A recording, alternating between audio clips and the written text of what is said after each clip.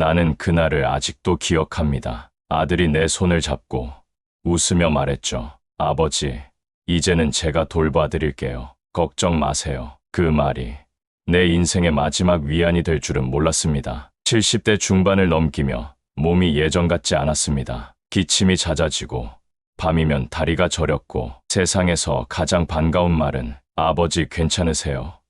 그 한마디였습니다. 아내는 먼저 떠났고 남겨진 나는 늘 조용한 집에 혼자 있었습니다. 전기밥솥 속에는 며칠째 된 밥이 굳어 있었고 TV 소리만이 벽에 메아리 쳤습니다. 자식은 둘, 딸과 아들. 딸은 미국에 살았고 연락도 드물었습니다. 아들은 가까이 살았지만 바쁘다는 말로 명절에도 얼굴 보기 어려웠습니다. 그러다 어느 날 아들이 왔습니다. 과일을 한 상자 들고 약봉지를 가득 들고 와서 거실에 앉히고 이렇게 말했습니다. 아버지, 저희가 상의해봤어요. 이제는 저희가 직접 모실게요. 눈물이 났습니다. 아들 내외가 그날 내 집에 머물며 침대 시트를 갈고 화장실을 닦고 오랜만에 따뜻한 밥을 함께 먹었습니다. 앞으로는 외롭지 않게 해드릴게요. 며느리의 그 말에 가슴이 찡했습니다. 나는 드디어 가족 품으로 돌아간다고 믿었습니다. 며칠 뒤 아들은 문서를 하나 들고 왔습니다. 이건 그냥 확인차 드리는 거예요. 돌봄에 들어가는 비용 정리예요. A사 한 장짜리 문서였습니다. 제목은 효도 관리 계약서. 그 밑에는 이렇게 적혀 있었습니다. 본 계약은 아버지의 일상 지원을 체계적이고 성실하게 진행하기 위한 관리 시스템입니다. 나는 아무 말 없이 문서를 넘겼습니다. 매주 병원 동행 3만 원, 안부 전화 회당 2천 원, 주 2회 가족 식사 5만 원, 생일 기념 선물 실비 청구, 사랑해요. 문자 발송 회당 3만 원, 웃어야 할지 울어야 할지.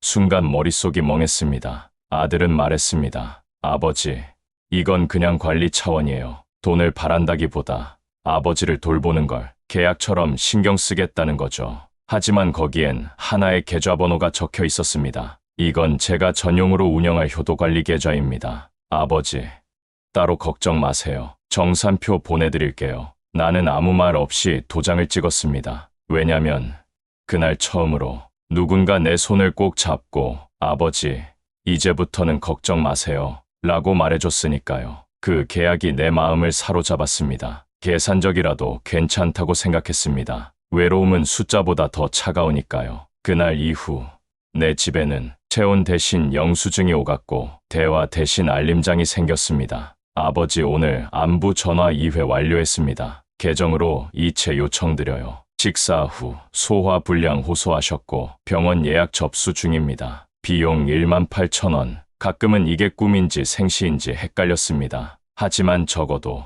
누군가 내 안부를 신경 쓰는 느낌만은 틀림없이 진짜였습니다. 그래서 매달 말이 되면 나는 손수 봉투에 현금을 넣었습니다. 고맙다. 아들아 말하며 내밀었죠. 그 봉투를 받아든 아들의 표정은 어느 순간부터 고마움보다 습관이었습니다. 나는 그 사실을 계약 3개월 차에야 깨달았습니다. 그리고 그때부터 아들의 눈빛은 점점 변해갔습니다. 효도 계약은 처음엔 정직해 보였습니다. 엑셀표로 정리된 이번 주 효도 내역을 보면 정말 아이처럼 설렜습니다. 안부 전화 3회 6,000원, 장보기 동행 1회 만원, 사랑해요. 문자 2회 6,000원, 계좌에 돈을 넣고 아들은 정산표를 메일로 보내왔습니다. 나는 이메일을 확인하며 혼잣말로 중얼였습니다. 그래, 이게 어딘가 누가 이렇게까지 신경 써주나. 하지만 2달쯤 지나면서 그 정산표는 점점 길어졌습니다. 사랑해요. 문자 영상 통화로 변경됨 회당 15,000원, 주말 방문 장시간 체류 요금 추가 3만원, 음식 준비 실비 서비스료 2만원. 그 문서 아래엔 이렇게 써 있었습니다. 계약 내역은 인플레이션 및 물가, 변동에 따라 조정될 수 있습니다. 처음엔 웃었습니다. 아니, 효도도 물가가 오르나? 하지만 한편으론 무섭기도 했습니다. 이 계약이 효도가 아니라 청구서로 느껴졌기 때문입니다. 가장 이상했던 건 감정이 사라졌다는 겁니다. 예전엔 아버지 오늘 춥지 않으셨어요? 무릎은 어때요? 하고 묻던 며느리가 요즘은 오늘 무릎 상태 몇 점 정도세요? 통증 강도는 1에서 10중 몇이에요? 이렇게 묻습니다. 그건 안부가 아니라 앱 입력용 설문이었습니다. 그래서 물었습니다. 이거 어디에 쓰는 거냐? 아들은 당당히 말했죠. 요즘은요. 부모 돌봄 실적을 정리해서 정부 지원도 받을 수 있어요. 실적을 남겨야 합니다. 그때 처음 들었습니다. 내 상태를 입력하고 감정 점수를 매기면 아들이 혜택을 받는 시스템이 있다는 걸. 나는 이제 사람도 아니었습니다. 데이터베이스였습니다. 매주 건강 상태, 식사 횟수, 운동 시간, 가족과의 감정 교류 점수까지 제출되었습니다. 그리고 그 감정 교류의 핵심, 사랑해요. 이 단어는 어느새 녹음 파일이 되어 있었습니다. 며느리는 내게 휴대폰을 들이밀고 말했습니다. 아버님, 여기 한 번만 또박또박 녹음해 주세요. 아들아, 사랑한다. 나는 어쩔 수 없이 웃으며 말했습니다. 아들아, 사랑한다. 그 소리를 5번쯤 반복한 뒤 며느리는 고개를 끄덕였습니다. 좋아요.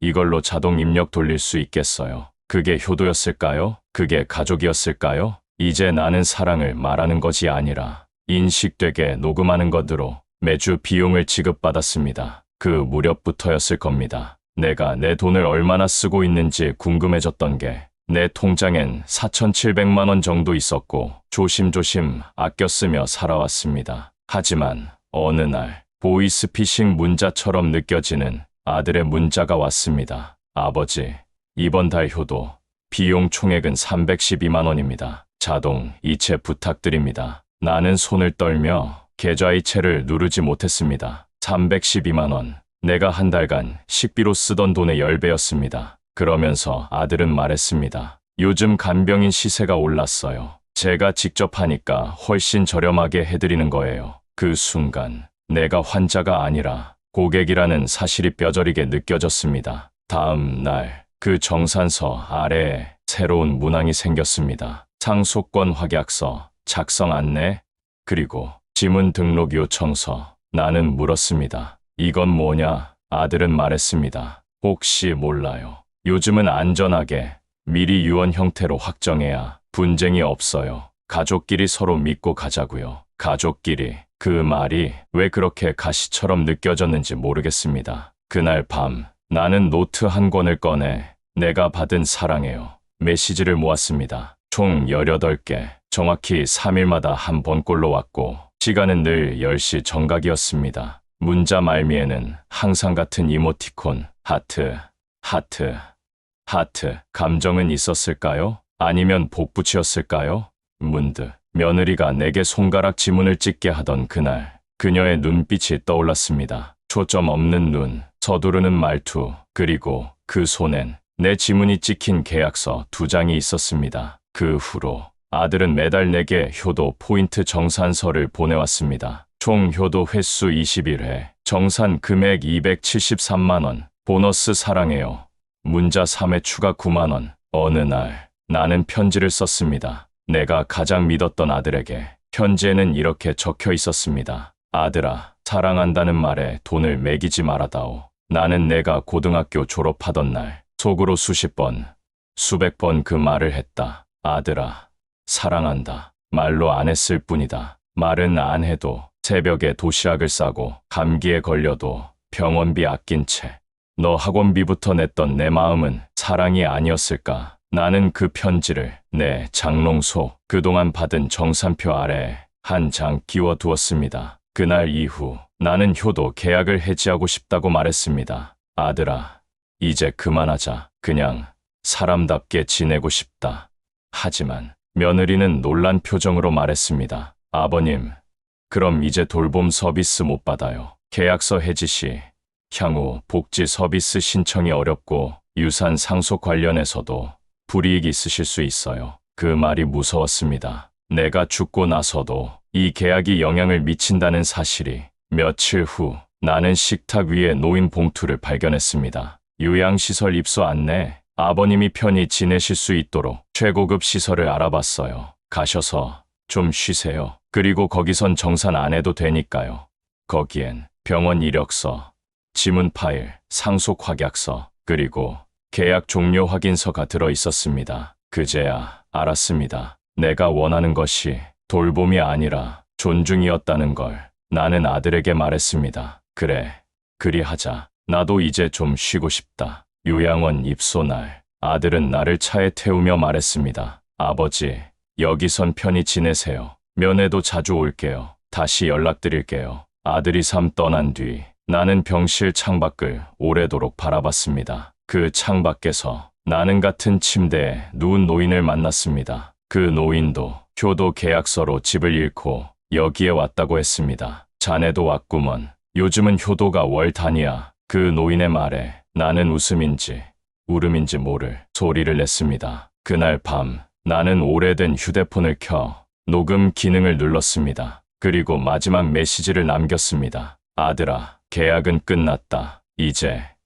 나는 너의 고객이 아니다. 너의 아버지다. 그리고 한 가지 말은 남기고 싶다. 사랑한다. 돈도, 조건도, 숫자도 없이 그냥 진심으로. 녹음이 끝난 뒤 나는 그 파일을 요양원 복지사에게 부탁해 가족에게 전달이라고 적은 USB에 담게 했습니다. 그 USB는 며칠 뒤 아들 집에 도착했을 겁니다. 그 뒤로 그는 다시는 나를 찾지 않았습니다. 나는 여전히 요양원에 있습니다. 가끔 딸이 전화는 합니다. 아빠, 거기 괜찮아? 다음 달엔 꼭 갈게요. 나는 그냥 웃습니다. 괜찮다고, 괜찮다고. 요양원에서의 생활은 조용했습니다. 눈이 내릴 땐 뜰에 앉아 멍하니 하늘을 봤고, 비가 올 땐 베개를 끌어안고 말없이 누워 있었습니다. 가끔 같은 병동의 김노인과 바둑을 두기도 했고, 복지사 최 씨가 건네는 귤을 까먹으며 조용히 생각에 잠기기도 했습니다. 시간은 흐르고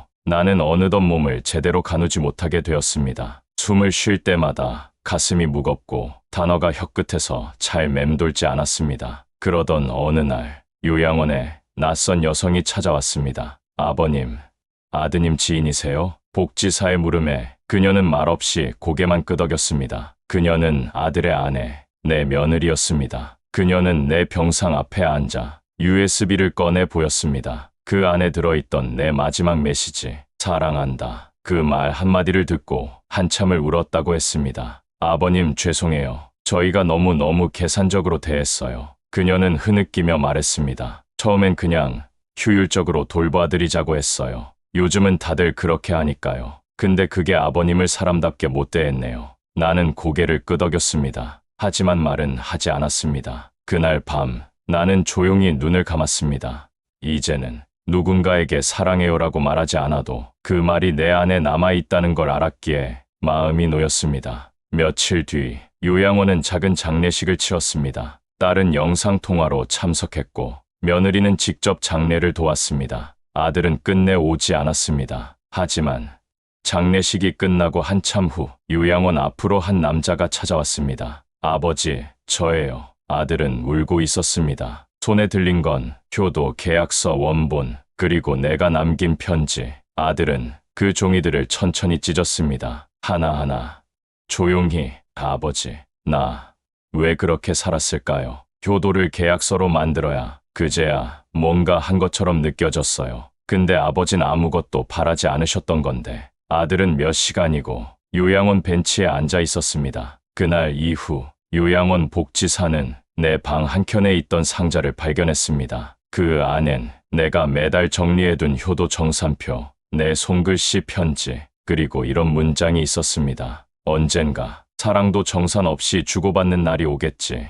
그땐 정말 효도가 시작되는 거다. 시간이 흘렀습니다. 내 아들은 지역의 노년 돌봄 자원봉사센터에서 계약 없는 효도를 주제로 강의를 시작했습니다. 아들은 말했습니다. 저는 제 아버지를 돈으로 사랑했습니다. 그건 사랑이 아니었습니다. 그날 강연을 듣던 한 중년 남성이 물었습니다. 그래서 지금 후회하시나요? 아들은 웃었습니다. 아니요.